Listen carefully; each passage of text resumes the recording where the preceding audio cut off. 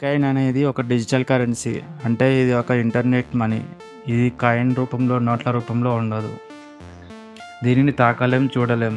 ఈ బిట్‌కాయిన్ ఎవరైనా వాడుకోవచ్చు. దీని మీద ఎవరికీ అథారిటీ లేదు. ఇది ప్రభుత్వం లేదా బ్యాంక్ ఆధీనంలో ఉండదు.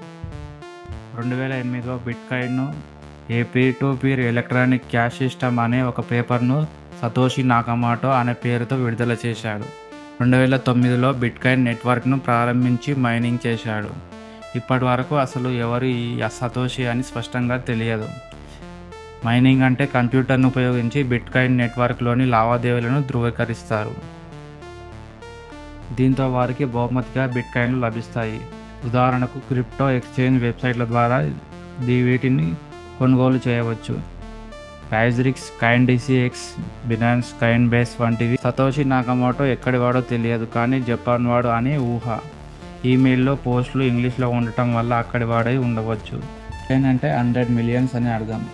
బిట్‌కాయిన్ విలువ భవిష్యత్తులో చాలా ఎక్కువ కావచ్చు. కాబట్టి మొత్తాన్ని పంపడానికి వీలుగా ఇలా సతోషిలు అనగా 100 మిలియన్స్ ఉపయోగిస్తారు. బిట్‌కాయిన్కి భవిష్యత్తు ఉంది, కానీ అది ఎలా ఉంటుందో అనేది మనం ప్రభుత్వాలు, టెక్నాలజీపై ఆధారపడి ఉంటుంది. ఇవన్నీ ప్రభుత్వం అభివృద్ధి చెందితేనే బిట్‌కాయిన్ అందుబాటులోకి వస్తుంది. కొంతమంది దీని ధర భవిష్యత్తులో $1,00,000 చేరవచ్చని చెబుతున్నారు.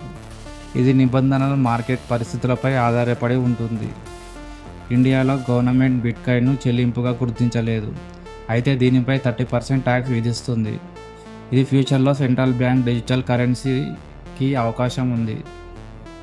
అమెరికా, యూరప్ దేశాలు నియంత్రణలు పెంచుతున్నాయి.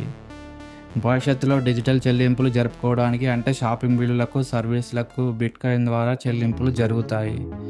గోల్డ్ బదులు బిట్‌కాయిన్గా పెట్టుబడి పెడతారు. మనీ ట్రాన్స్ఫర్ బదులు బిట్‌కాయిన్తో వేగంగా పంపించవచ్చు. 2030 నాటికి ధర భారీగా పెరుగుతుంది. బిట్‌కాయిన్ వల్ల హ్యాకింగ్లు ఎక్కువగా జరగవచ్చు.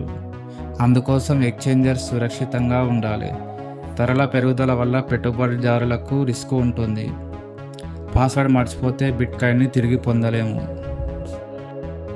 బిట్‌కాయిన్ ధర మార్కెట్ డిమాండ్, సరఫరా ద్వారా నిర్ణయించబడుతుంది. ఎక్కువ మంది కొంటే ధర పెరుగుతుంది. ఎక్కువ మంది అమ్మితే ధర తగ్గుతుంది. బిట్‌కాయిన్ డిజిటల్ మనీ, కానీ బ్యాంక్ ఆధీనంలో లేదు. కాబట్టి ఫ్యూచర్ ఆన్లైన్ పేమెంట్లకు ఉపయోగిస్తాం. కాబట్టి జాగ్రత్తగా వినియోగించుకోవాలి.